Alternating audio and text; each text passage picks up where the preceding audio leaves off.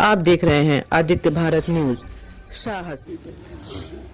मैं फिर बोलूँगा आचार्य जी, कल दिल्ली के संसद भवन में जिस प्रकार से पूरा घटनाक्रम हुआ उसको लेकर आप क्या कहेंगे, क्या प्रतिक्रिया है आपकी? इस सुरक्षा में भारी चूक हुई है, इसकी उच्च स्तरीय जांच होनी चाहिए, दोषियों के खिलाफ कार्रवाई होनी चाहिए।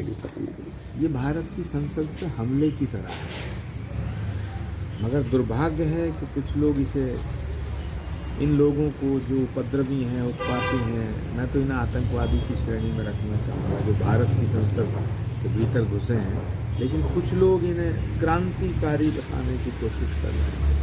ये देश के लोकतंत्र के लिए ठीक नहीं है। सरकार को इस पूरी साजिश का पर्दाफाश करना चाहिए और तमाम विपक्ष के नेताओं से मैं अपील करूँगा कि ये संसद एक मंदिर है, लोकतंत्र का मंदिर है। इस लोकतंत्र के मंदिर पर हमला हुआ है, इसको जस्टिफाइड करने की कोशिश करना है। 3 राज्यों में जिस प्रकार से कांग्रेस चुनाव हारी है, छत्तीसगढ़, मध्य प्रदेश और राजस्थान को लेकर क्या कहेंगे, क्या मुख्य कारण हार का रहा?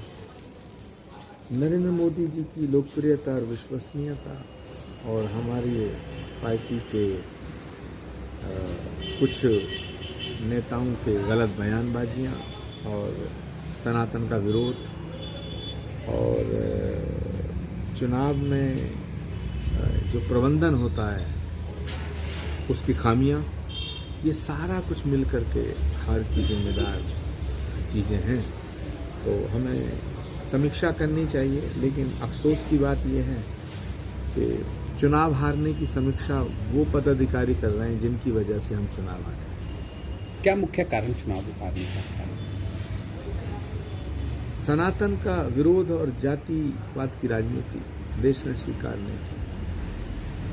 जातीय जनगणना को इस कदर ऊपर उठाया गया कि जैसे दुनिया में सिर्फ एक ही समस्या है, जातीय जनगणना।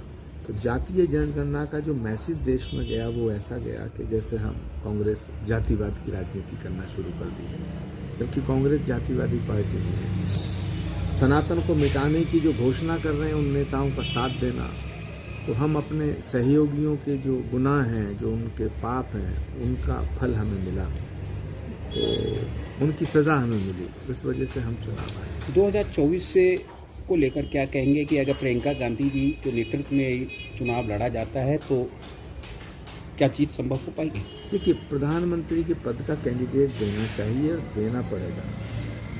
बिना दूल्हे के बारात नहीं चलती है, ना अच्छी लगती है। तो नरेंद्र मोदी जी के सामने कोई ताकतवर, कोई पॉपुलर फेस देना पड़ेगा, और उसमें हमारे पास 2 ही फेस हैं, या तो राहुल गांधी जी या प्रियंका गांधी जी। राहुल गांधी जी अगर तैयार नहीं होते हैं तो फिर प्रियंका गांधी जी को चेहरा बनाया जाना चाहिए। स्वामी प्रसाद लगातार हिंदू विरोधी बयान देते आ रहे हैं, समाजवादी पार्टी के अच्छे नेता हैं, लेकिन उसको लेकर क्या कहेंगे? स्वामी प्रसाद मौर्य जी ने कोई सुपारी ले रखी है समाजवादी पार्टी को खत्म करने की, और वो समाजवादी पार्टी का बेड़ा गर्क करके छोड़ेंगे। 2024 से पहले अगर स्वामी प्रसाद मौर्य जी को अखिलेश जी ने नहीं निकाला तो हिंदुओं के वोट को तरस जाएगी समाजवादी पार्टी, और ये बड़ा अनफॉर्चुनेट होगा, दुर्भाग्यपूर्ण। आचार्य जी, जिस तरह से मोहन यादव को सीएम बनाया गया है, तो कहीं ना कहीं एक अखिलेश यादव की राजनीतिक ज़मीन को भी बीजेपी खिसकाने की कोशिश कर रही है। देखिए, नरेंद्र मोदी जी और अमित शाह जी की जो पार्टी है बीजेपी, उन्होंने 2 मैसेज दे दिए कि अटल जी और अडवाणी जी का युग समाप्त हो गया। दूसरा, अगले 10-20 सालों तक के लिए नए नेता पैदा करने के लिए उन्होंने 3 राज्यों में फैसले किए हैं। ये उनकी पार्टी का फैसला, इस पर मैं क्या कह सकता हूं। 2024 में क्या आप चुनाव लड़ेंगे? मेरी कोई इच्छा नहीं है चुनाव लड़ने की, लेकिन कल क्या होगा इसे मैं आज नहीं बता सकता। आचार्य जी, कहीं ना कहीं सनातन के बाद अब संसद को टारगेट किया जा रहा है। संसद लोकतंत्र का मंदिर है, उस पर हमला करना देश पे हमला करने जैसा है।